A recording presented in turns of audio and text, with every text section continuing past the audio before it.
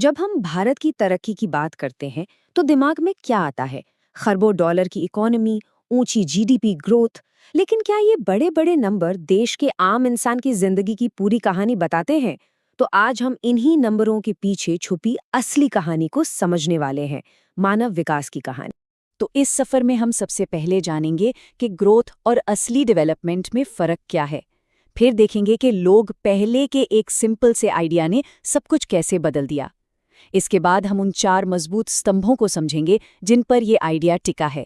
और आखिर में देखेंगे कि इन पैमानों पर भारत आज कहाँ खड़ा है। तो चलिए, सबसे पहले और सबसे बड़े सवाल से ही शुरू करते हैं। क्या ज्यादा पैसा मतलब हमेशा एक बेहतर जिंदगी? क्या एक अमीर देश अपने आप में एक खुशहाल देश भी होता है?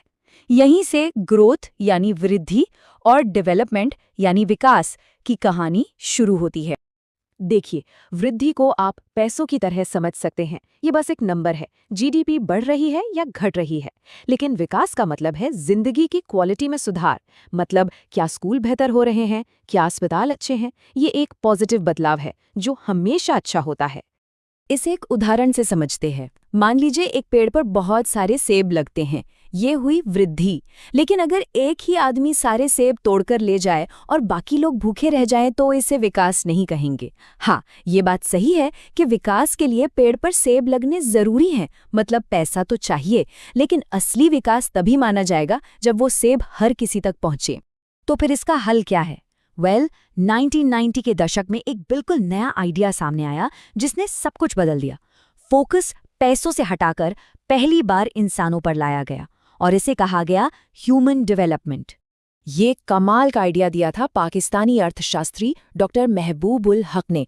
उन्होंने कहा कि देखो, असली तरक्की बड़ी बड़ी बिल्डिंगें या सड़कें बनाना नहीं है, बल्कि लोगों को ज्यादा चॉइस देना है। चॉइस, एक लंबी और सेहतमंद जिंदगी जीने की, कुछ नया सीखने की, एक अच्छी जिंदगी जीने की। और इसी आइडिया को और मजबूती दी नोबेल पुरस्कार विजेता अमर्त्य सेन ने। उन्होंने कहा कि असली विकास लोगों की काबिलियत, उनकी कैपेबिलिटीज को बढ़ाना है। जरा सोचिए, किसी के पास पैसा तो बहुत है, पर वो न पढ़ लिख सकता है, न ही उसका स्वास्थ्य अच्छा है, तो उस पैसे का क्या फायदा? उसकी चॉइस तो असल में सीमित ही रह गई ना। तो ये जो पूरा कॉन्सेप्ट है ना, इंसान पहले, ये 4 बहुत मजबूत पिलर्स पर खड़ा है। चलिए एक एक करके इन्हें देखते हैं। सबसे पहले है समता, मतलब सबको बराबर मौके मिलें। इसके बाद आता है सस्टेनेबिलिटी, यानी हम आज तो तरक्की करें लेकिन आने वाली पीढ़ियों का हक न मारे। फिर तीसरा है प्रोडक्टिविटी, मतलब लोगों को इतना काबिल बनाएं कि वे देश को आगे ले जा सके। और आखिर में एम्पावरमेंट, यानी लोगों के हाथ में इतनी ताकत देना कि वे अपनी जिंदगी के फैसले खुद ले सकें। जब ये चारों साथ मिलते हैं तब जाकर असली विकास की तस्वीर पूरी होती। ठीक है, बात तो समझ आ गई कि तरक्की सिर्फ पैसा नहीं है। लेकिन फिर सवाल ये उठता है कि इसे नापेंगे कैसे? इसके लिए भी एक खास स्कोर कार्ड बनाया गया है। इसका नाम है ह्यूमन डेवलपमेंट इंडेक्स, या शॉर्ट में कहे तो HDI। इसे UNDP हर साल जारी करता है। ये 0 से 1 के बीच का एक स्कोर है जो असल में बताता है कि किसी देश में लोगों की जिंदगी की क्वालिटी कैसी है, न कि सिर्फ ये कि वहाँ पैसा कितना है। तो ये HDI स्कोर बनता कैसे है? ये 3 बहुत ही सीधी साधी बातों पर टिका है। पहली चीज, क्या लोग एक लंबी और हेल्दी जिंदगी जी पा रहे हैं? दूसरी, क्या उन्हें पढ़ने लिखने का मौका मिल रहा है?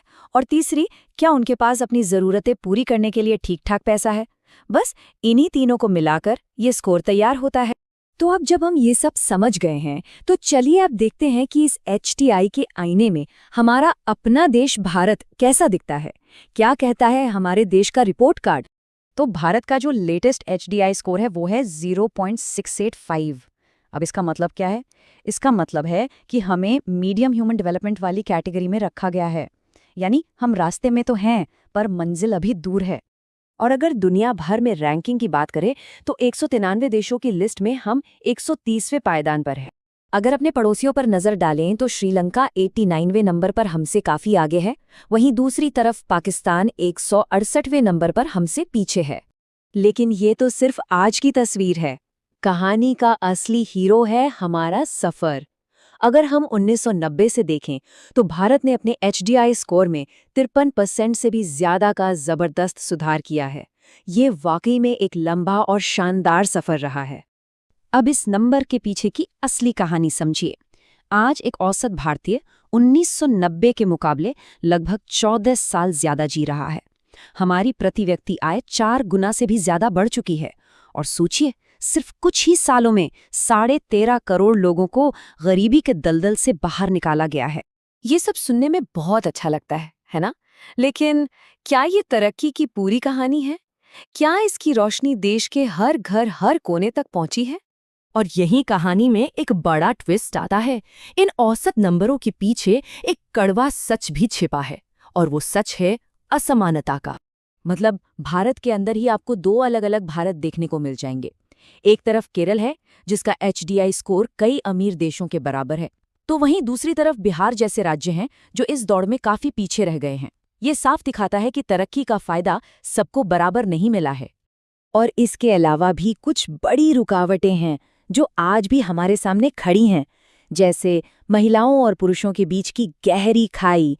आज भी बहुत सी महिलाओं को काम करने के मौके नहीं मिलते, और अच्छी पढ़ाई और अच्छा इलाज ये आज भी हर किसी की पहुंच में नहीं है। यही वो चुनौतियां हैं जो हमें पूरी ताकत से आगे बढ़ने से रोक रही हैं। तो भारत की इकोनॉमी तो रॉकेट की रफ्तार से बढ़ रही है, इसमें कोई शक नहीं।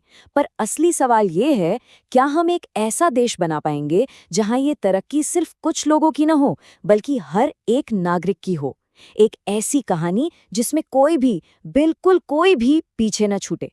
इसी बड़े सवाल का जवाब भारत का आने वाला कल लिखेगा।